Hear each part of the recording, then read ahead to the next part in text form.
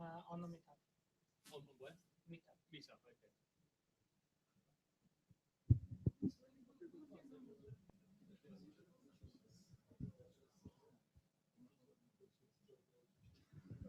Hey guys, we can start right now. I'm Michał. I'm software developer here in Viacom. We are very, very excited. We have this meetup right here in Viacom office, and we have Jon Pretty with us today.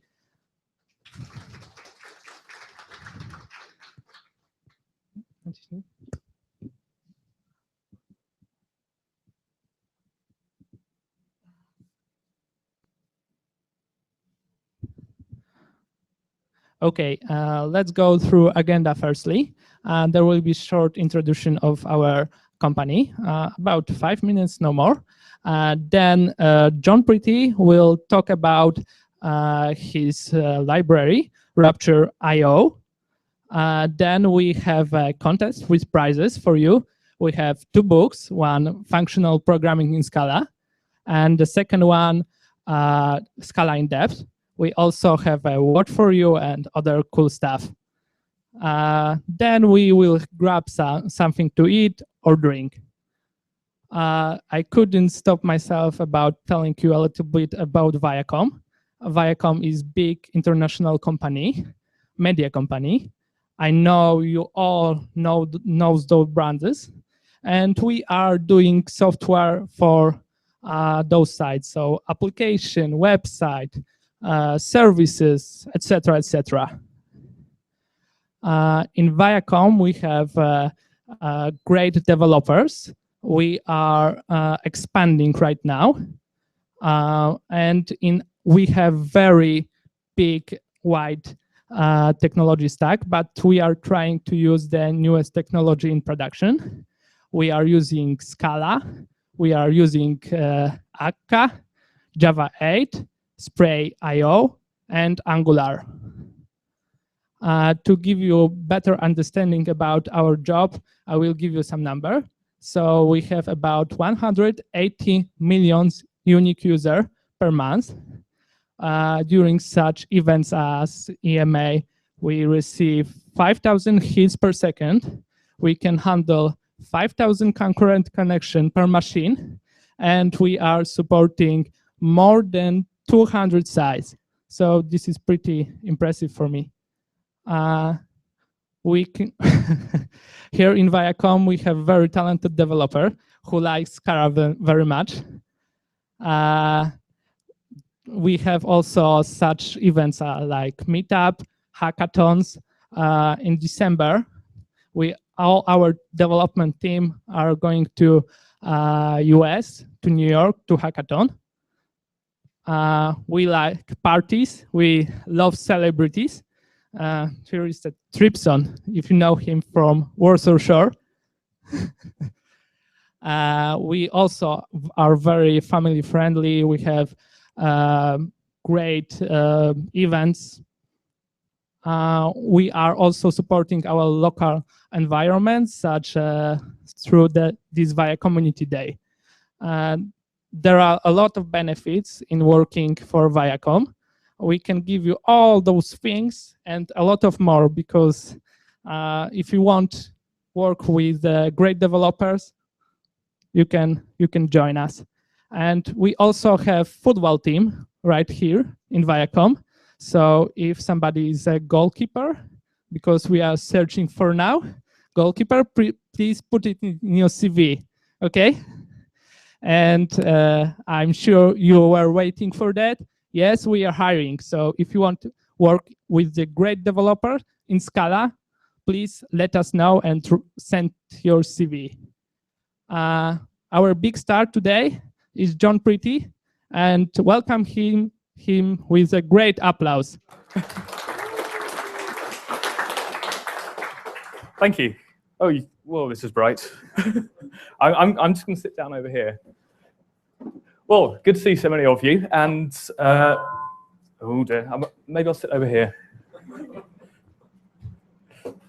It's either the light or the sound. Right, can you see me and hear me? Good.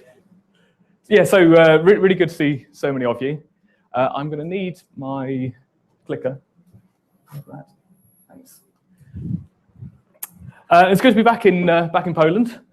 This is actually my my 5th time in Poland, I think, which is maybe, well, making up for how few trips most Britons make to Poland in comparison to the opposite way around, and also making up for most of the time when Brits go to Poland, they tend to go to drink lots of beer, get very drunk, be horrendously badly behaved, and then go home. So hopefully I'm going to try and make up for that. And I'm also being beamed across the internet, apparently, to, is it just one viewer? Or are we up to 2 now? Oh, well, maybe we've got more than one. So I'm going to be talking today about Rapture, which will shortly be on the screen. There's meant to be a nice image in the background here, but it hasn't loaded yet. We could wait. I'll just keep talking. So I'm going to talk about Rapture, which is a collection of libraries that I've written for doing everyday tasks in Scala. So things like I/O, JSON processing, cryptography. It's designed to be a nice set of wrappers around the Java standard library, and in a more Scala-centric way. Still got no background. That's disappointing. It's a really nice picture, but maybe it will appear sometime soon. Yeah. So when I arrived here, I had written there Krakow, which was apparently a cardinal sin. My first cardinal sin. My second cardinal sin was going off to the bathroom with my microphone on. Apologies to the sound guy. Anyway, I will get started. No, it's do you need to just like click on the window? Right now. Okay, there we are. Okay, right. So our first slide. So this is what I'm going to call a resource in a very, very general sense. This. Oh, by the way, when I do all these slides, they're all the same format. We'll have the code at the top there, and then the response you get there from the REPL if you were to type that in. So if you type that into the REPL, then you get the response http rapture.io/sample.json. So this is just an HTTP URL. This is how you can write an HTTP URL in Rapture. And I'm going to call this a resource. A resource is something that it's like an endpoint or some kind of entity that has capabilities. Here's another one, a file. So a file is a resource as well. This looks very similar. It's designed to look pretty much the same. And you'll see this has the type file URL. But this is actually the old way of defining a resource in Rapture. The new version since Scala 2.10 has been to use this. So who is familiar with string contexts, or at least string interpolation? So, almost everyone. Okay. So this is a bit like a string, an interpolated string, except it's a URI, which means that the stuff inside the string has to be a valid URI, which is checked at compile time. And note that in this particular example, we get an HTTP URL because, well, it's obviously an HTTP URL inside the string. Whereas if we were to put a file there, we get a file URL. So the only thing that differs between the two is, well, actually the whole thing differs, but primarily the scheme that's used is different from one to the other. And it's clever enough to give you a different type at the end of it. So it looks at the scheme, it attempts to instantiate something of that type, and we get this type safe thing at the end of it, exactly the same as you did in the old way, except this is I think this is a much nicer syntax because you don't have to remember to put quotes around all the different parts of the path and so on.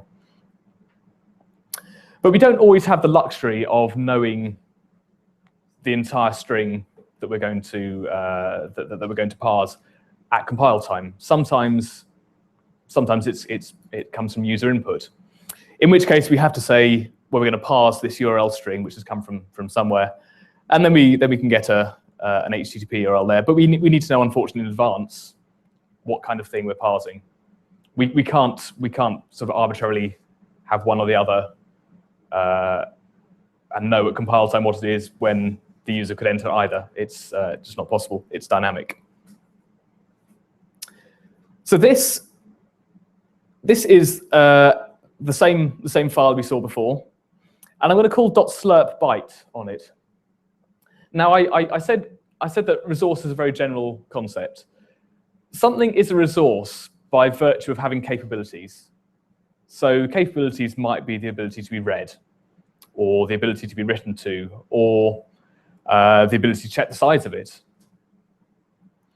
And slurp is a capability.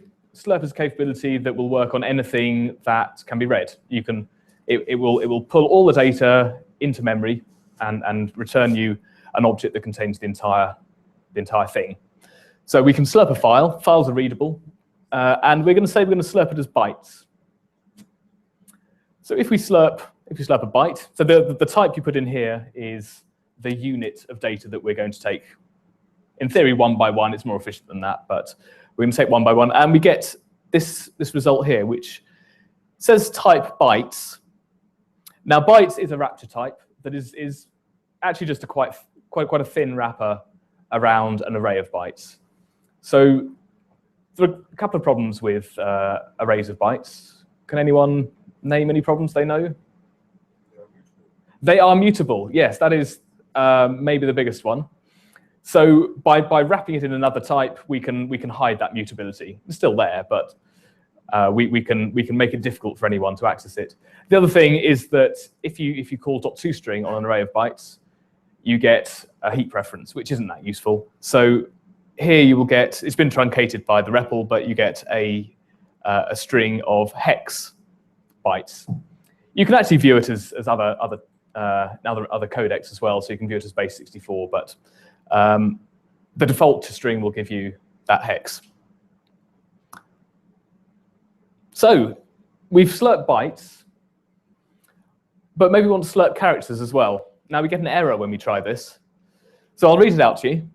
Cannot find implicit reader for file URL resources. File URL resources can only be read if a reader implicit exists within the scope. Now that's probably not too meaningful. So I'll carry on. Note that if you're working with character data, you will require an implicit character encoding. For example, import encodings.system or encodings.utf8. OK, well, we are working with character data, so this second part here is for us. And this is a custom message that I've included in Rapture. It's part of a library, and it's designed to make it as intuitive as possible for you to fix the kind of issues you may have when trying to write things like this, which you think ought to work, but don't. Now, this is saying you need to add another line of code that says something like this: import encodings.utf8. The reason I've done that is because Java got it wrong when Java did it. Java assumes if you don't specify an encoding, it assumes you're going to use the system encoding.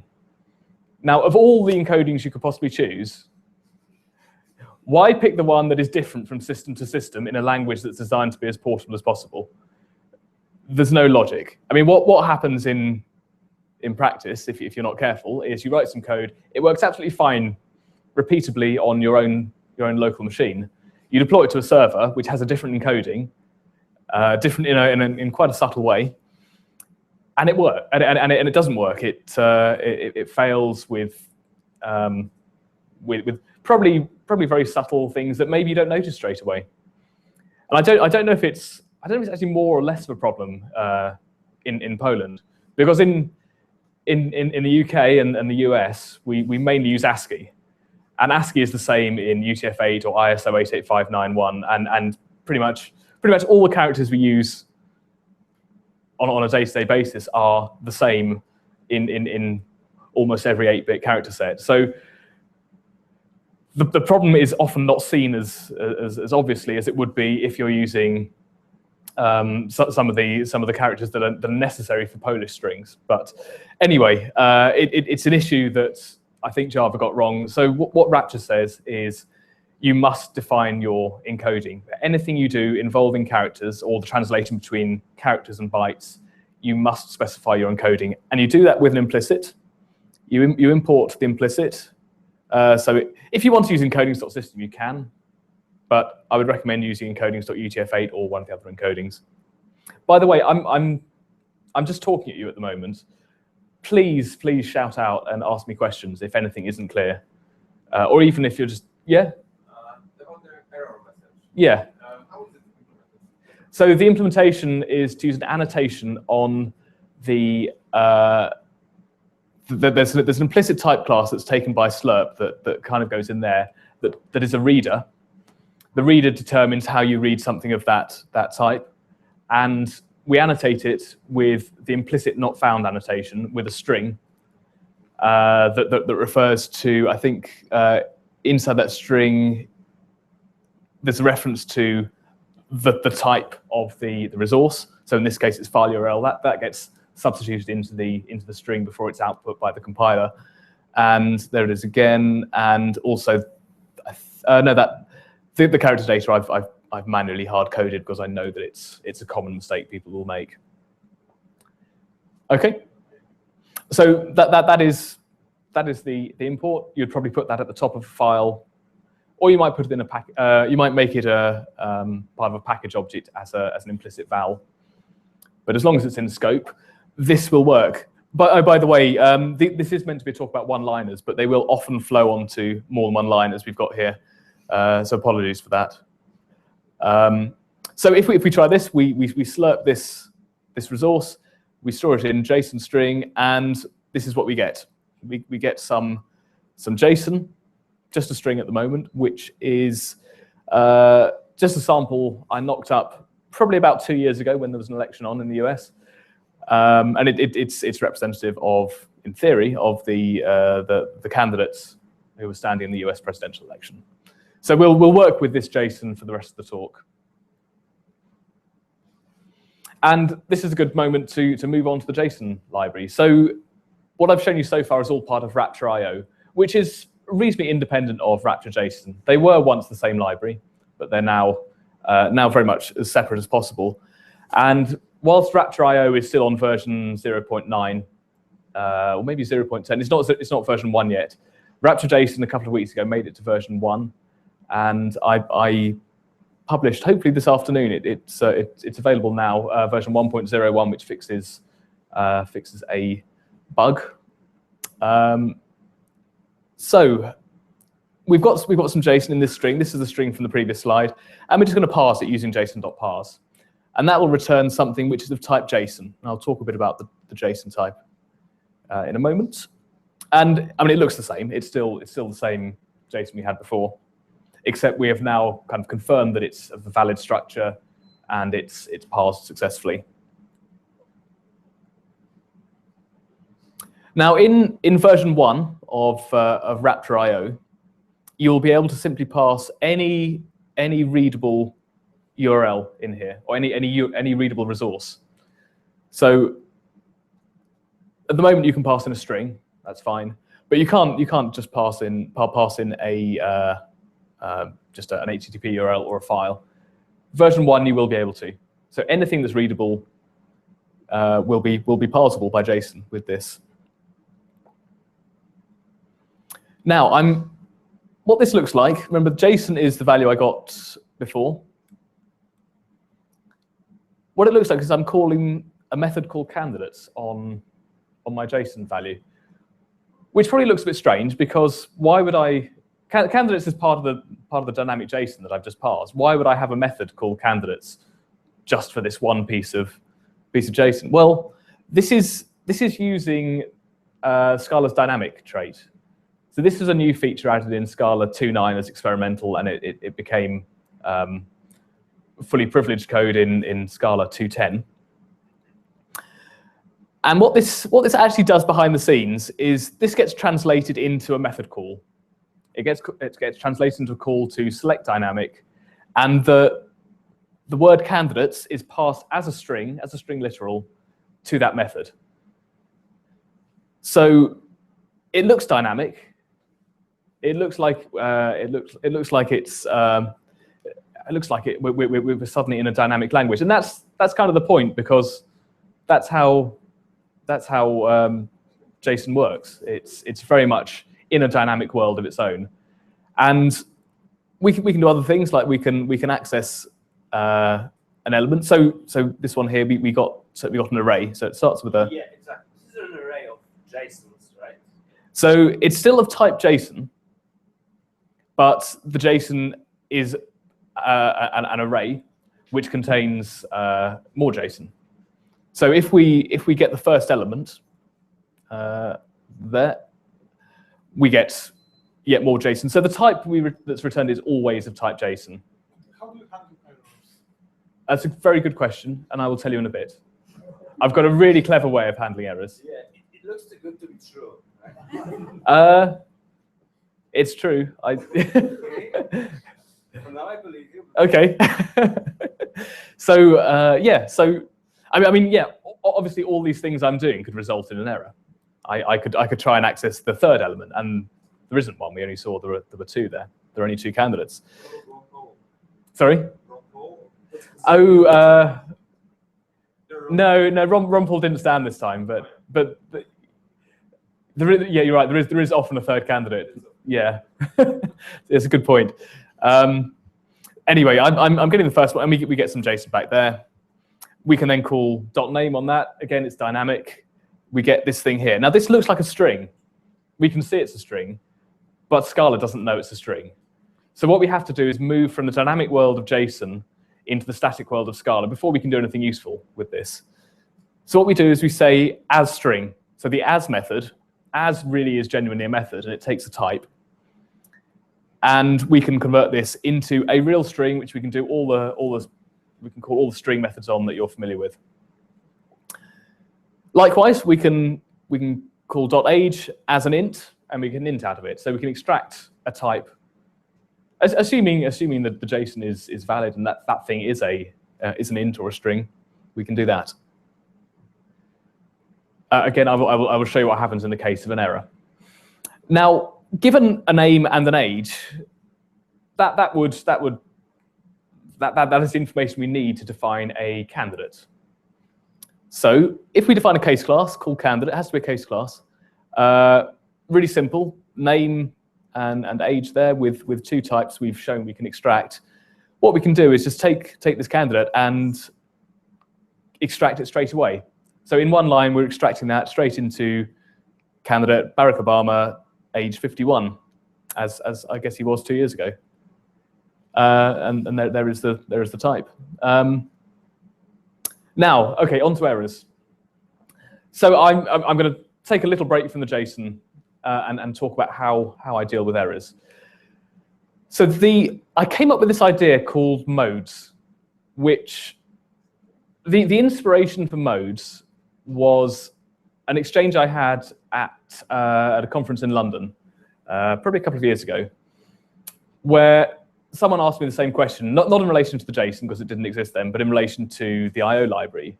And they said, as you said to me, how do you deal with errors? How do you deal with exceptions? And I just casually said, oh, well, just let them be thrown. Like, or I might have said, well, you wrap them in a try and catch, deal with it.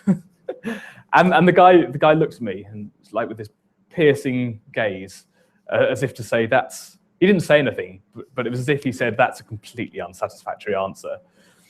And I remembered this, and I sort of went away and I thought, yeah, actually that's not a great answer.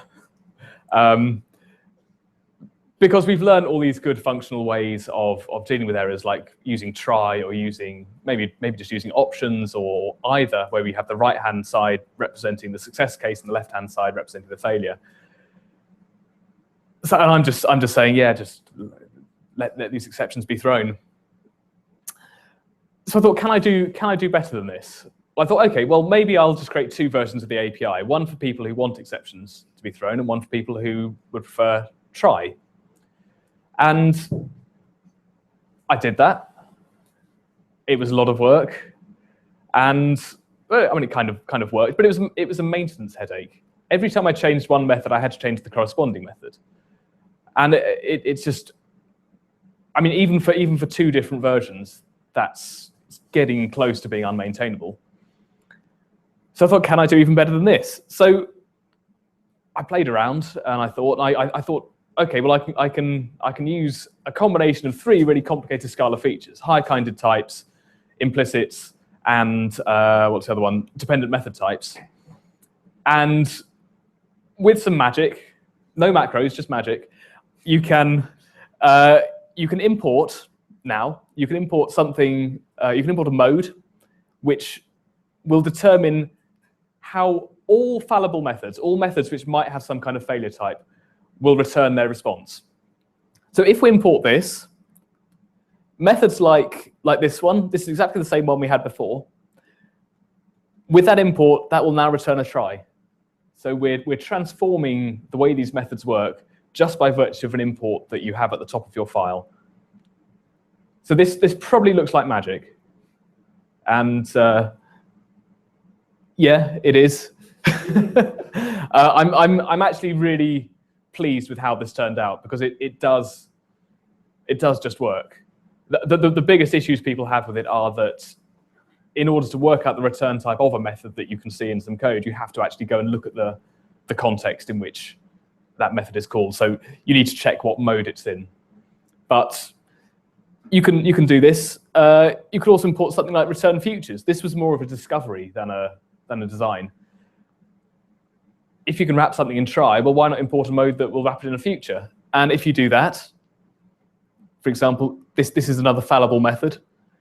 If we try and slurp this, this could be a massive, enormous piece of JSON, and we don't want the thread to block.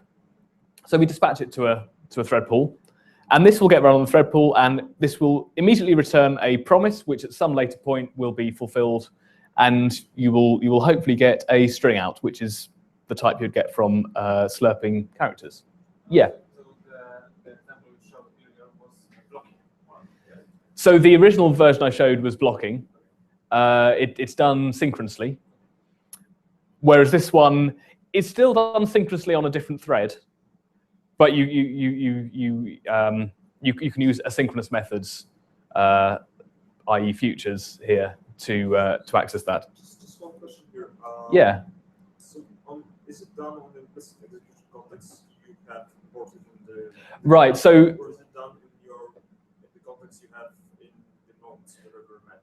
Right. So the modes are done with implicits, but the particular implicit for this one here. Oh, I've lost my control. Mikhail, I've lost my control.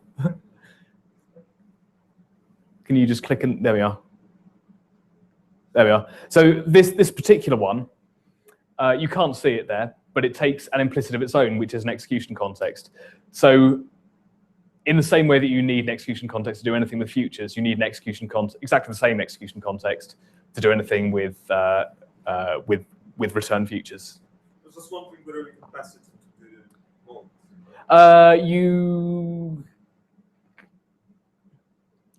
It would be actually a little bit awkward to do that, I think. Yeah, it would be. Yeah, it's probably best to define it as as an implicit in the scope you want to use. If you had multiple ones, then you'd have to scope them to within the code you wanted each one to be used in. Okay. Right. So we're going. That's a very, very brief explanation of modes. I did actually do a full 30 or 40-minute talk at the Scala workshop in Sweden earlier this year on modes and all the things you can do with them. There's some quite cool things, and there's a load more possible modes you could use. Like there's modes for timing the execution of things, which returns a pair rather than just the second value of the pair being the time it took to execute that particular piece of code. But that presentation I think is online somewhere. If you want to search for it. Anyway, I'm a little bit further ahead. There we are. So we've extracted a candidate successfully, because a candidate was a case class. But we've got several of them here. So what we were doing before is we were going for candidates bracket 0 as candidate. Well, let's do all of them at once. So let's try and extract a list. And that just works. So that's hopefully quite nice and concise. We've got, oh yeah, Mitt Romney stood as well. So he is extracted there. But maybe you don't want a list. Maybe you prefer something else. So I picked the most random collection class I could find. So I don't know if anyone uses the stack from the collections library. It's there. You can extract into it if you want to. Anything will work, even mutable things like a hash set.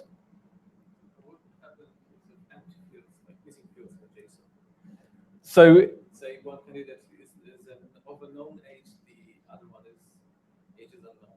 So you would need, if you wanted to do that, you would need to make the age an optional field in the case class. Then it would successfully extract. If you didn't do that, then you would get a missing value exception thrown or returned as part of a failure if you're using try, for example. And you would that would happen if you only had one error case. You would still get the failure. But the option thing is something that was newly added today. That was a bug that was fixed. So if you specify a field as an option of that thing, so an option of anything is extractable if the thing is extractable. So in the same way, if the thing over here is extractable, then a hash set or any collection of that thing is extractable. And it's worth saying that in the case of the case class is extractable provided all of the parameters are themselves extractable. If you've got any one parameter that can't be extracted, say it's a socket or something, then you've got no chance of extracting that because there's no extractor. You can always write your own extractor. That's a place that's something you can place you can extend, probably in just a couple of lines, but you need to have everything extractable in order to either extract a collection or a case class of that thing. Okay, let's move on. Right. Okay. So, like I said with the case class, if all the parameters are extractable, so year is an int. Well, we know ints are extractable. We've seen that with the age. Candidates. Well, I've shown you that a candidate is extractable. That's a case class, and an index sequence is a collection type. So therefore, this parameter here is extractable. And in one line, we can extract the entire election. Well, it's one line plus two previous lines, which were the two case class definitions. We've extracted the whole thing into a statically typed case class structure. So I think that's quite cool. And it will work arbitrarily deep, obviously. So it just recurses into more and more case classes as necessary. So that's all about pulling stuff out of JSON. We can also, this is again using a string context, the string context feature in Scala 2.10. We can write our own JSON in line. So think of this as a JSON literal. And yeah, we get some JSON there, and that is the parsed value. This will parse at compile time. So if you make a mistake in your code, then it will tell you. And we can also substitute values in there in the same way that you do with a string context. And it will give you an error if the type of this thing here is not something that can be serialized to JSON. So the rules are generally that if something is extractable, then it can be serialized back to JSON as well. It works both ways. And this type here, this is, so election was the case class we extracted. Candidates was a parameter of that case class, and we're getting the second element there, which was itself a candidate case class. And therefore, this gets serialized to an object like so, which I think is exactly what we'd want here. Oh, by the way, I get criticized for trying to promote some kind of political opinions to everywhere I go. Everyone says it's.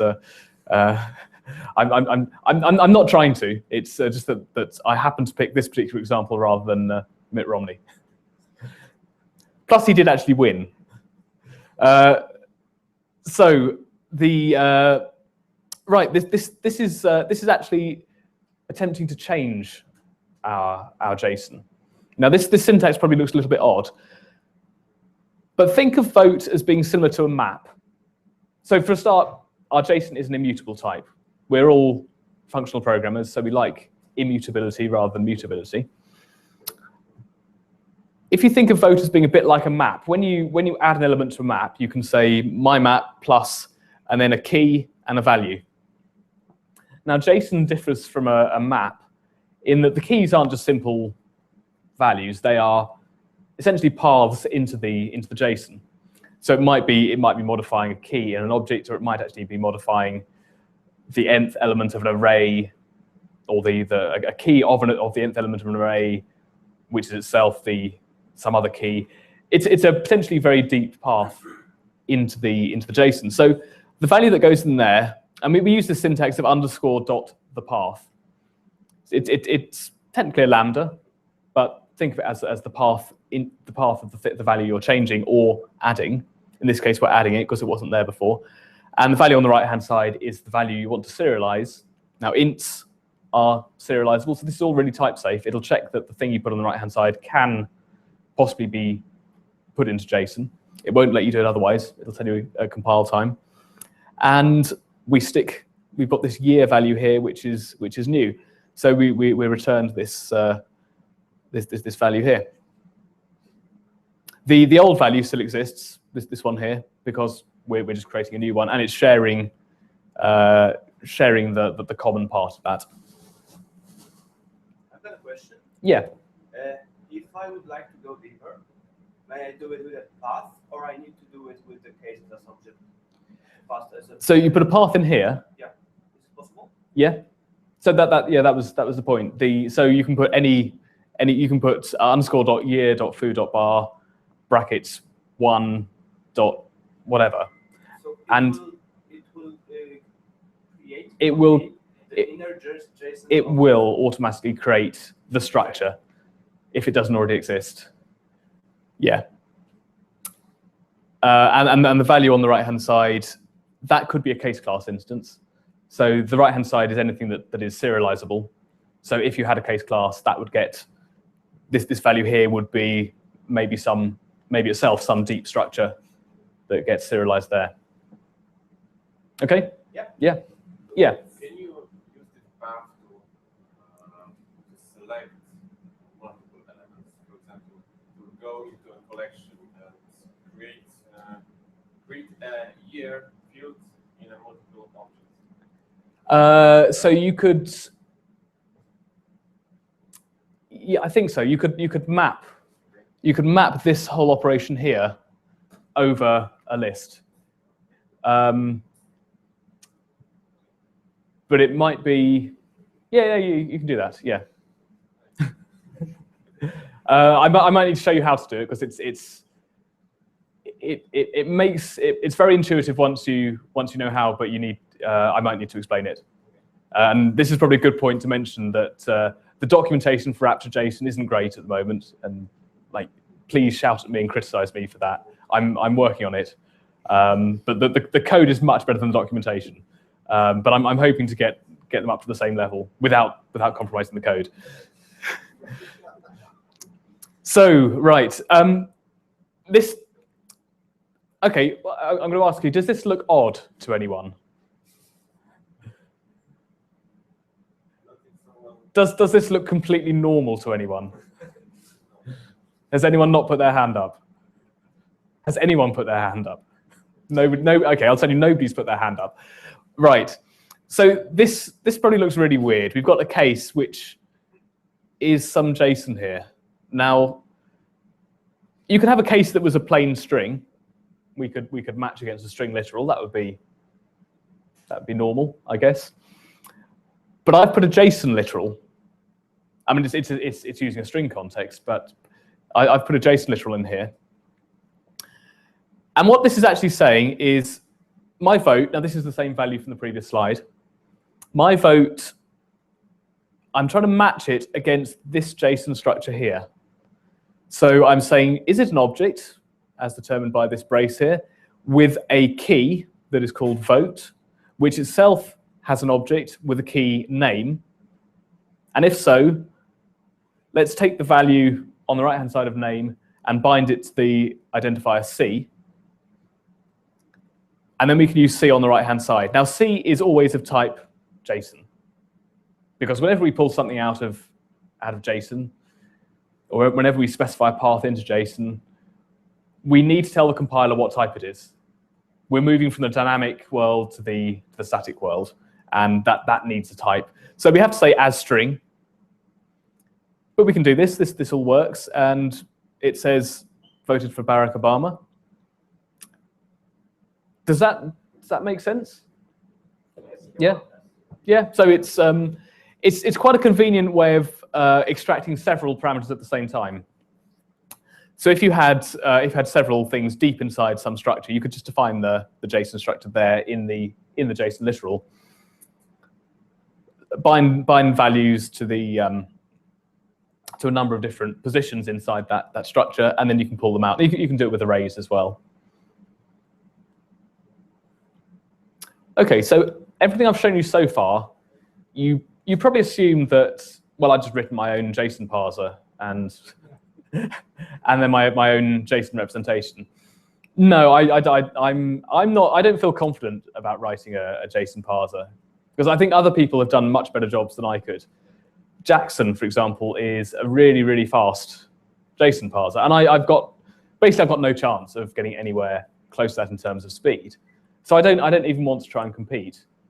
So what I say is, you need to provide your own backend for Raptor JSON if you want to use it. So I'm providing a front end into some JSON. Someone else needs to provide the backend. But I've provided a number of different backends. If you wanted to, in Scala 2.10, you can use the standard library JSON parser, which is much maligned. It's a pretty terrible JSON parser. It's slow and been deprecated for having really awful performance characteristics. But it's available to use if you really want to. And the way you do that is you import a backend. You say import JSON backends.scala.json, and all the JSON stuff will work. If you don't do that, then it'll say you need a backend, in the same way that you got a message saying you need an encoding that I showed you before. You can use Jackson if you want. That's available. So maybe we should have a. Can you do a little cheer if I mention your favorite JSON parser? So okay, Scala JSON. Good. Nobody cheered. That's the correct answer. Jackson.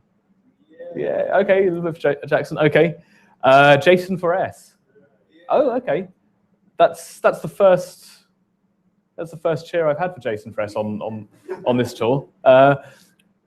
Spray. There was kind of a mumble from that side of the room. Better, but still not much for So yeah, so there were two versions of Spray. I think it got a lot faster recently. Yeah. So Spray is available. Lift. Any takers for Lift? Jason. It's half of one. Argonaut. Okay. Yeah. So Argonaut is. When I was in. I think it was when I was in Wrocław. Someone said Argonaut's got a stupid name, and I thought, yeah, why is it called Argonaut? And then someone said Jason and the Argonauts. I thought, yeah, that's really, really obvious, isn't it? It had never, like for over a year, it had never twigged. That's why it was called Argonaut. Yeah, so Argonaut is available. And finally, Jon. Does anyone use Jon? No. So you should use Jon because it's Jon is written by Eric Osheim, who also wrote Spire. Does anyone know Spire? Yeah. And he cares a lot about performance, and he's actually made Jon faster than Jackson in many cases. So he's got a big test suite of different sizes of JSON file, and he runs comparisons with Jon against all the others that probably all of the others I've shown you just now, and in more cases than not, I think Jon beats Jackson. So it is really, really quick. The other great thing about Jon is that Eric, who's American, the way he says Jon, is exactly the same way he says my name. So So if that's not a good reason to use it, I don't know what is. Right, so everything has been immutable so far, which is all really nice. But what we can do is we can use mutable JSON as well. So in the same way that list has a mutable counterpart called list buffer, JSON has a mutable counterpart called JSON buffer. So we can start with an empty JSON buffer, and we can just add a value to it. So we can say JSON buffer.life, that's going to be 42. Now the right-hand side, again, is any serializable type. In this case, it's an int. That's really simple. And the JSON buffer changes to be this value here. We can add a case class. So this is perhaps for the 2016 election. Again, I'm not promoting any kind of political philosophy here. This is the only well, I don't think she's even announced her candidature yet, but it's likely. And you can add this deep within the structure. So candidate didn't exist before, Democrat didn't exist, but we can happily just add them. And this structure gets serialized to this thing here, and candidate and Democrat get automatically created just by virtue of you specifying that's what the value is. What if we'll try to get not existing value? Will get the error, or just If you try to get a existing, for example, JB dot not existing? Oh, so you would, so it depends on which mode you have in scope. So That means it's a kind of error. it is a kind of error, yes, it's considered. So this works very much the same way as the JSON type does. So it's got most of the same functionality. In fact, it has all of the same functionality plus the addition of being mutable. So I think I'm correct in saying that the functionality of the JSON type is a subset of the functionality of JSON buffer. Okay? Okay. Yeah. Okay, so I'm going to introduce this write to method now, which is part of Raptor.io. JB, that's a JSON buffer, but that's also a resource. It's a resource by virtue of being readable. So we can read. Obviously, I think we can read JSON or a JSON buffer. Therefore, we can write it to something that is writable. Now, files are writable. I wouldn't be able to put an HTTP URL in there because you can't write to an HTTP URL. I mean, you can make up a way of doing it. You could put, for example, but there's no default way. You'd have to do that yourself. But this will work by virtue of that being readable and that being writable. So write to is a capability that works on two resources. As long as the first one's readable and the second one's writable, everything is fine. And that's known at compile time. And because we're all functional programmers, we like values to be returned. So we like something a bit more interesting than a unit to come back. I mean, this could return a unit, and we'd be maybe content with that. But what it will return is a summary, which tells you, for example, how many bytes have been written. So hopefully that's a little bit more useful. You don't have to use it, but it's available if you do. Now, the copy to method. This is very similar to write to, except it will take advantage of certain optimizations it can do. So we've got a file here. Now files are readable, it's fair to say. And files, another file here, files are also writable. Now what's a really, really bad way of copying a file? I'll tell you. A really bad way of copying a file is to slurp the whole thing into memory and then write it out again, because that will be linear in the size of the file. A good way would be to just use the file system copy method, which is probably constant time for most file systems. So what this does, what the copy to method does that the write to method doesn't, is we'll take advantage of that. So it will identify that this one's a file and this one's a file, and it knows it's got a special way of dealing with two files.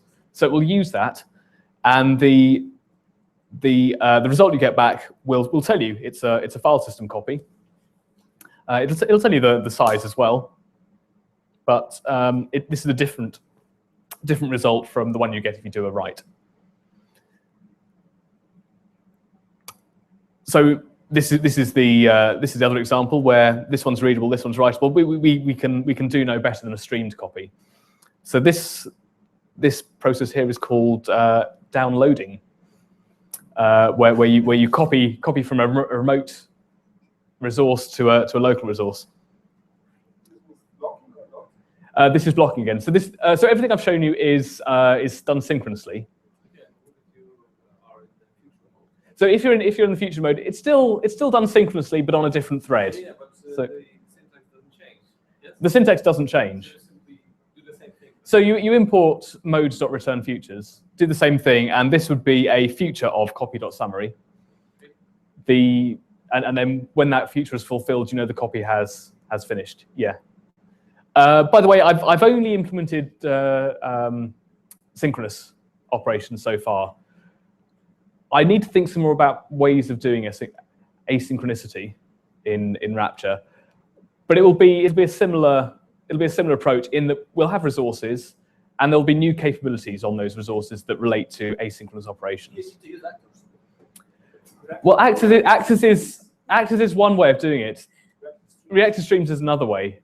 Which one's correct? I want to find a way that is very unopinionated as to which one I make available. So I'm going to think about that. I've been thinking about it for like a couple of years already, but I've probably been thinking about other things more. But if anyone has any good ideas about how to generalize or abstract over possible asynchronous ways of doing this, let me know. But the basic building blocks are there, which are resources and the ability of providing capabilities to those resources that are maybe dependent on the type of resource. Right, here's another one.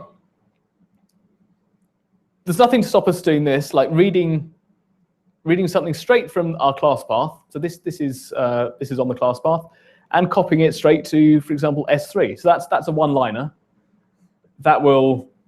It's copied like any other kind of copy. It's just that the source resource, class paths are readable, and S3 is writable, provided we've got, for example, various credentials and the connection and so on. This is writable, so that there are implicits and ways of specifying that. This will just work in the same way that any other copy will. And it has to be streamed because there's definitely no way of doing an efficient copy from a class path to an S3 bucket. Yeah. I have a question about the previous example. Let's say you don't know how far into the memory for saving it. So this one will, yeah. Well, it won't have the whole thing in memory at one time. It will do it actually does it one block at a time. So 64K, yeah. So it's there is a buffer, and it's less efficient than it could be potentially, but it at least doesn't put the whole thing into memory before starting to write. Yeah, it's a good question. Nobody's asked that until now. Okay, so that's most of what I've got in terms of JSON and I/O. Does anyone do any cryptography here? We'll need that very, very soon. Okay, all right. So I'll there's an experimental. It's not ready for use yet, but I'm going to talk about it a bit anyway.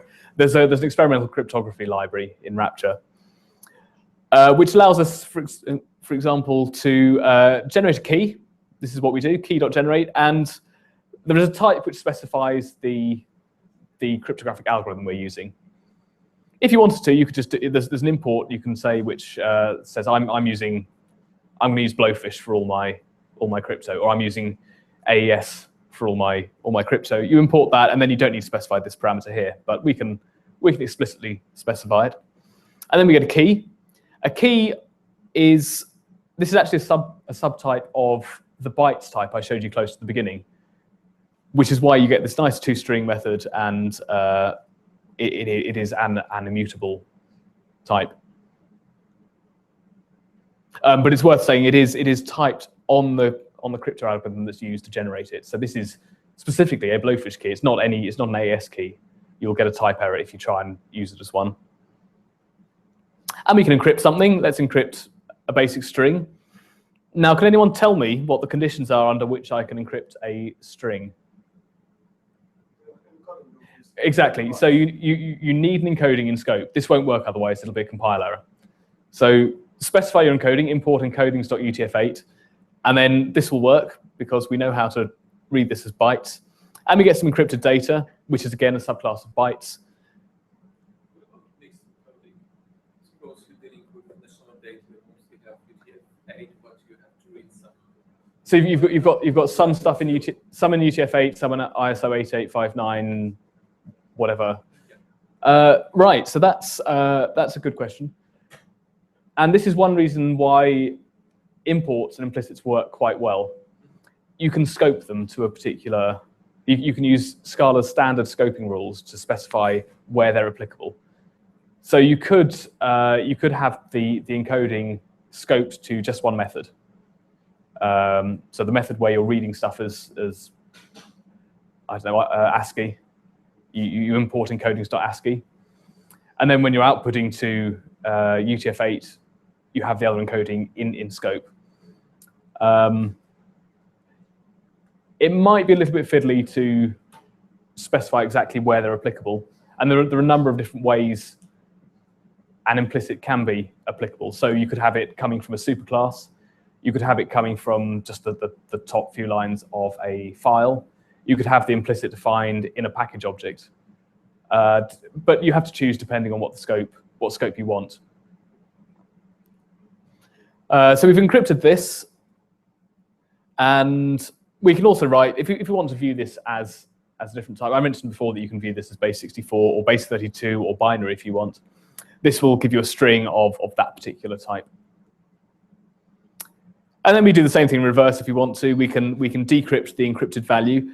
Notice how I don't need to specify any types here because this encrypted type is typed on Blowfish. The key is typed on Blowfish. It'll check that they both have types that align, and therefore it is safe to call decrypt. And we get these bytes here. But this was a string to begin with. Unfortunately, we've lost the information that was a string. So this is kind of like the JSON where we're moving between a dynamic world and a static world. We need to tell Scala, the compiler, that this is a string. So we just use the same method. We say as string. And this will work if we've got an encoding. And we'll get this string out. OK, so how many people here love XML? How many people use XML? OK.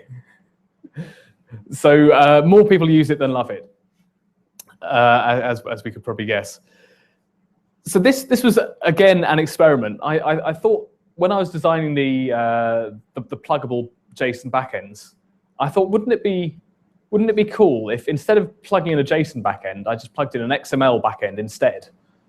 Because I mean, JSON and XML, they're kind of the same, apart from a few pretty fundamental differences. But when I tried it, it worked well enough that I thought it was worth pursuing as an alternative. So I wrote Rapture XML, which basically has all the functionality of Rapture JSON. There's a lot of common code between them. So probably more than half of the code in Rapture JSON is common to Rapture XML.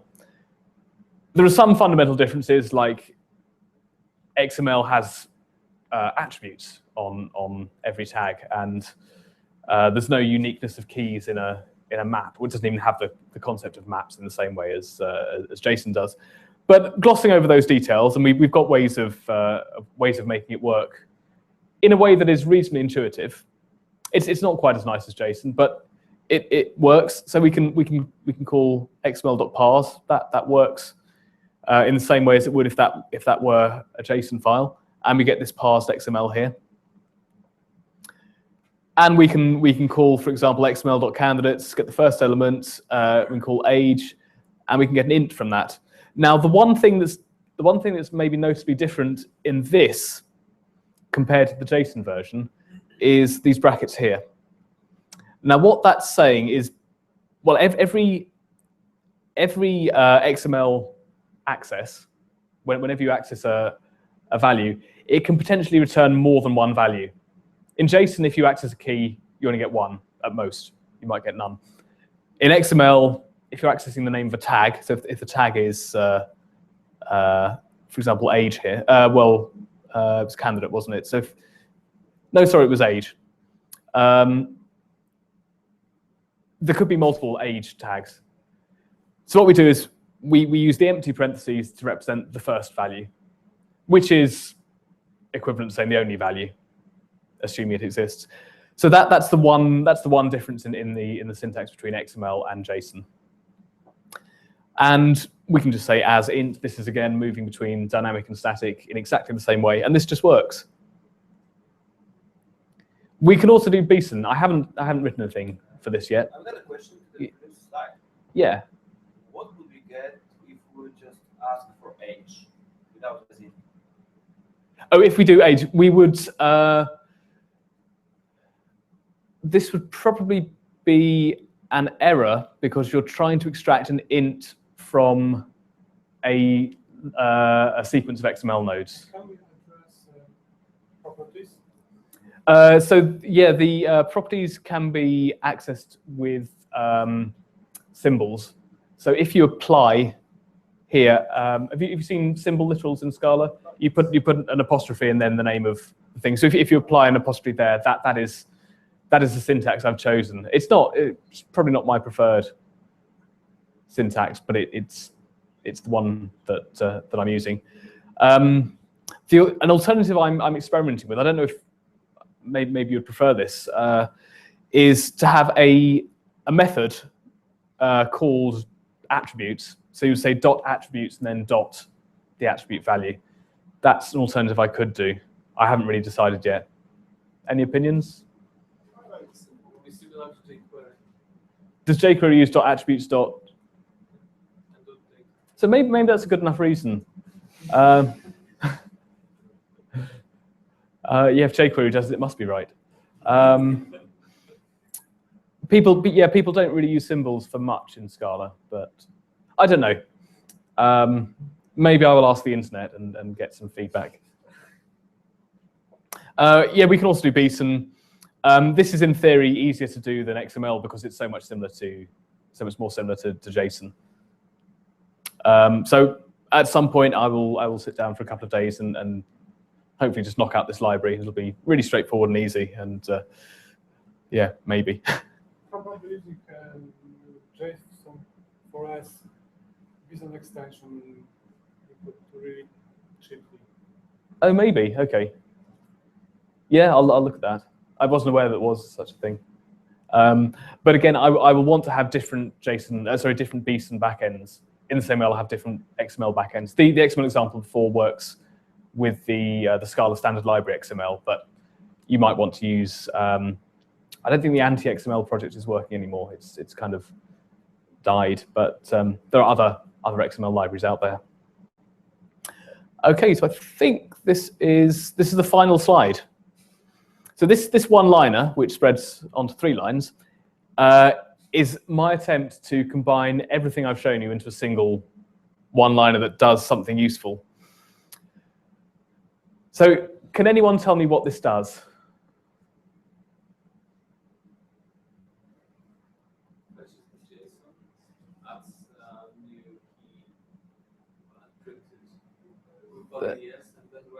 So it encrypts it and writes it to a file. Yeah. So I'll. And what? I didn't hear you again. It uses blowfish. Oh, blowfish. Oh, yes. This key value is the same one from before. Yeah. Sorry. Yeah. So what it does is, first of all, it gets this JSON file here, and it passes it as JSON there, and then it adds a value to it, which is the key encrypted, which is going to say yes. And then we encrypt the whole lot. And then this is a readable resource, so we can write it to this file here, merge.json. And that's a one-liner that does all of that. You would never want to write that. I think you would always want to have intermediate steps where you make it clear what you're doing, but it's possible if you really want to. And that's it. And there's meant to be a nice background here. Go back. Why are we adding this encrypted yes attribute? Why am I adding it? Yeah.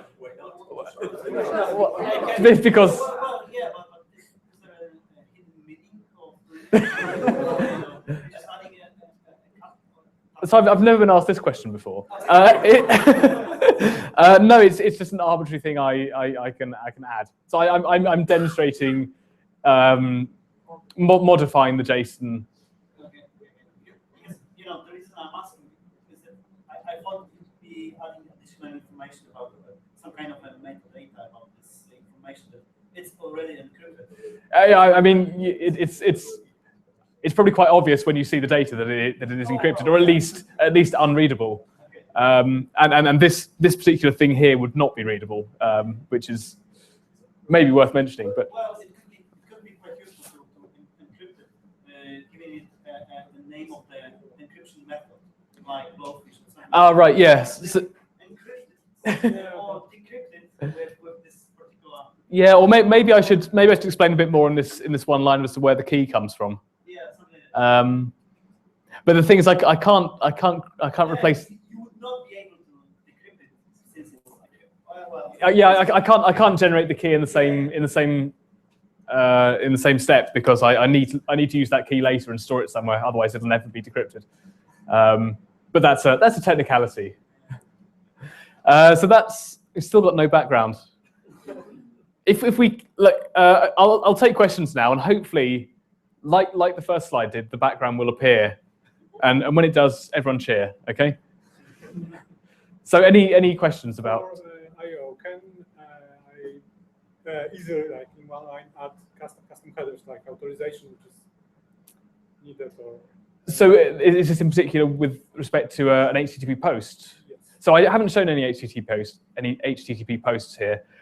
You can actually use all the standard HTTP methods on resources that support them, and that is, i.e., HTTP URLs and HTTPS URLs. Now the question is, can you add custom HTTP headers? Yes, you can. The syntax isn't that beautiful, which is probably it's one reason why it's not in this presentation, because it's as soon as you start adding HTTP headers, it's more than one line. But there are ways of doing that. But I think I can probably do better with the API than we've currently got. So maybe I will look at that some more because. Yeah, because in my use case, I need, for example, one authorization header and another custom header. Yeah. And I want to repeat it to all my resources. So the best way I could do something to have general. Yeah. Not all headers. Yeah. So at the moment. Yeah, at the moment you can't do that quite so nicely. I guess what you'd like is to have an import that, or something along those lines that specifies. Anything that I need to do only once. Yeah, yeah. Let me think about that, because it might be a nice way of doing that. Maybe. Partially configured something. You'll have to explain that to me later. Yeah, question at the back. You showed us loggable JSON backend.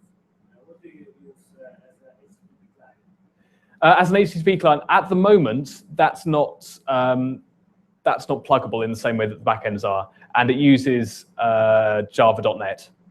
I would like to make it pluggable because I realize there are different backends with probably subtly different properties.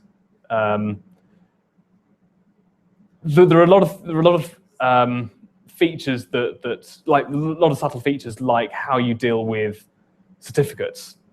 So if you're accessing, for example, an HTTPS URL that has a certificate that hasn't been verified, or is expired, or is not, doesn't have a certificate authority backing it, that I think will fail by default in Java.net. So what I've done is I've added some specific methods to deal with that. but that seems a little bit hacky, and there might be different different HTTP backends that would do it differently. So that's actually one reason why the HTTP stuff isn't in the presentation, because it's probably less complete, and I'm less happy with the API than I am with much of the other stuff. And it's why Raptor.io isn't on version 1.0 yet. Though Josh Surrett keeps telling me just make it 1.0. Everything's going to have bugs. Just accept it and make it available. Call it 1.0 and then just fix the bugs in 1.1 or 1.01. Yes. So what are you? What's the reason you can? It's under 1 hour than using it? Because I'm very much aware of the bugs, and yeah, but then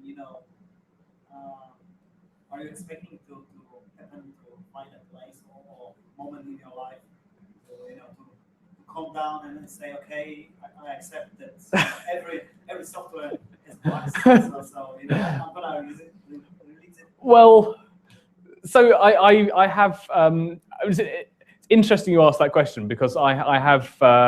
I decided a couple of months ago, it was probably three months ago now, that I would much rather work on these open source projects than do my well-paid job in a bank. So I'd rather work on this for free than work in a bank. So I quit my job, and I'm now kind of full-time on Raptor and other open source projects. So yeah, maybe this is the time in my life when I have to make the push to get to a version that I'm happy with, or just accept that it's not going to happen. And You could go the wide way. The software on Windows and Linux, and it took them 10 years to get to version 1. well, I've taken 4 years to get to version 0.9. I'm only 6 years off. I'm nearly halfway. The other question is, if you are in the future mode and you compose the operations, and how would this handle failures? Supposing the first operation fails, the download part. Yeah. And this would be future as a whole, or the each part? So it'll work. Would be composed? It'll work like a feature does. So you would put them in a for comprehension probably, and you would just list them as lines in a for comprehension, and they would compose exactly the same as they would if those methods had normally returned futures. And tries will compose in a for comprehension as well. Yeah. When you get modes, it's easy to switch from an exception to try and then future. As in mixing modes. Yeah. So I'm asking, are there some rules? For example, if I have some code using try, yes. and future, how do you So mix this? right. So I've got 3 answers to this question, I think. The first one is that you use the scoping rules. So you import different modes into different scopes. So I described that a few times already for other imports. The second answer is that there is one particular mode called the explicit mode, where you have to explicitly define the return type you want from each thing. So we still got no backdrop, have we? So if I find well, this one might fail here. So this is a fallible method. What was I going to show you? I've completely forgotten what I was going to say. Yeah, explicit mode. Okay, so this would return. Thank you. Yeah, this would return a type called unevaluated, and you would have to say dot future, or you would say dot option, or dot. You can't say dot try because it's a keyword, but you can say dot attempt. That's my or dot get, and dot get will throw an exception if it fails. And if you import modes.explicit, then you have to do that for every single method. Otherwise, it won't even be evaluated. The third answer is that you can actually the different parts of the library, or the different libraries, in fact, have their methods categorized by a type. It's a phantom type. I don't know if you're familiar with phantom types in Scala, but they're types which will never have any instances, but they exist as a means of helping the type checker to do various things. So what you can do is you can say, actually, I want all my IO methods to use futures. And I want all my JSON methods to throw exceptions. And I want all my cryptography methods to return try, for example. And the syntax for that is you'd say, you define implicit val or implicit def, whatever you want to call it, equals return futures, and then in square brackets a type, the phantom type, which refers to the category of fallible methods. So, for example, for IO methods, it's called IO methods. For cryptography methods, it's called crypto methods. So you define multiple modes, which are globally in scope, but they are constrained to a particular class of fallible method. Now, this is actually a feature I'm not sure anyone would ever use. I might be wrong, but it's getting a bit complicated when you're using phantom types to determine which implicits are applicable in which places. But it's there. If you don't use it, you don't need to be even aware of it. But it's a possibility. Wasn't 3 answers enough? Sorry. I read some file and I use the try mode. Yep. And then I've got some function that uses this real file. So it works on try of file, let's say. Yes. Yeah. And Well, if you read it, it would be try of. Yeah. Try of string. And then I want to move to futures. Okay. So how can you help me from not changing my old methods that work on try of string to make them work on futures string, for example? So when you say change them, do you mean like you keep them as tries to begin with and then transform them into futures? Yeah, for example. This is a problem not unique to Rapture, isn't it? Isn't this what you'd use monad transformers for? I don't know anything about monad transformers because everyone ever talks to me about monad transformers says they're really complicated. Try future? So if you wanted a try of a future, did you say? No. Or no?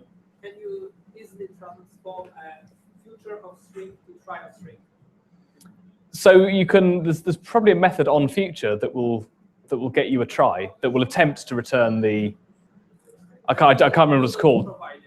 So that's part of the future API, and I think there is a method that will attempt to get a try from the future. So if the future hasn't been fulfilled yet, it will return a failure.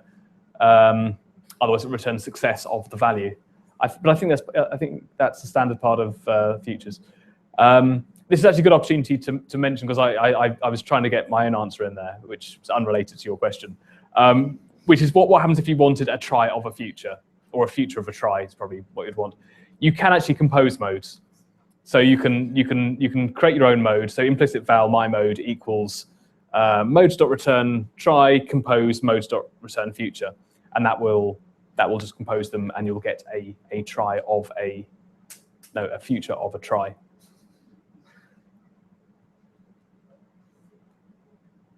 And about JSON parsing. Yes. In Scala, it's still quite easy. Did you think of using your code from Java? So as in, did I think of using a JSON? Oh, as in accessing Rapture? No. That. Is it possible? Yeah, it's impossible. It's completely impossible. I would. You wouldn't want to do that. You might be able to create some kind of wrapper around it, but it would. I don't think you would want to. It would be. I think the extent to which I'm using the type system and type inference makes things work really nicely here. In Java, you just wouldn't have that, and certain things. Certain things just wouldn't work. There are macros being used in places, so it's you've got no chance really, unfortunately. Okay, is that Is that all the questions? Don't feel it has to be. Yeah. Are there any contributors beside the project? Some people have contributed SBT help, but no. Oh no, there's been a couple of bug fixes actually, but it's almost entirely me. So how do you is it being picked up by the people? Yeah. Are there any, I don't know. Is Twitter using it or something? To my knowledge, Twitter aren't using it. To my knowledge, Twitter is not using it.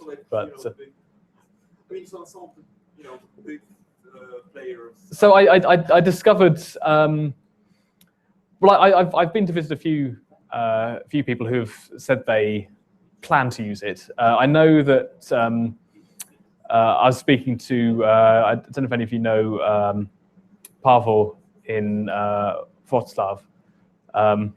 There's probably many people who go by the name of Pavel from Wroclaw, but the guy who organises the Wroclaw group, he has just converted a whole load of tests to use Raptor.json to check the validity of the JSON that he's getting back.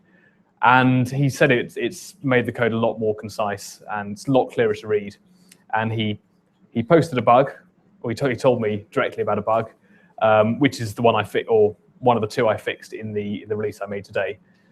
So yeah, he's well, there's at least one person using it. I actually discovered when I was in Paris for Scala.io last year, there was a presentation being given in French, and I sort of sat down because I hadn't really intended to be there, and the guy was saying, I don't understand much French, but he was saying that he tried lots of different libraries to do HTTP, and none of them worked. And then he tried Raptor.io, and it did work. I never really worked out why the others weren't working, but that was kind of a bit of a shock to me because I'd not been promoting Raptor much up until that point, and he was already using it in production on Android as well. What did you manage to understand? Since it was in French? I speak enough French to, Okay. yeah. I'm actually giving a talk at Scala.io this year in it's about 2 weeks' time, and I've noticed that on the sorry, is it next week now? It is. Okay, and I've got to go to 2 more Polish cities, 2 German cities, Belgium before I get there. It seems like further away because I've got to travel. But on the website says the talks will be given 50% in French and 50% in English. So I'm wondering if I should just mix it up a bit in my presentation. Yeah. Other modes again. Yeah. General concept. Yes. Other languages. Have you thought about the implications of generalizing so we can have any methods that can be turned synchronous or asynchronous? And what are the what can you, how much work you must do to make it work? So does it work? Is it matrix? Is it generalized automatically? Yes, it's every method. No, it's very general. So from the point of view of someone who is writing a method that might fail, all you have to do is take another implicit parameter of type mode to that method. You have to specify the return type as being there's a type constructor which is dependent on the implicit mode, but you have to wrap the return type basically in an abstract type. And the body of the method, which may throw an exception, you wrap that in mode.wrap, just put braces around it, and that's it. And that method will then work with any mode you want to use. And in case of futures, just goes on the.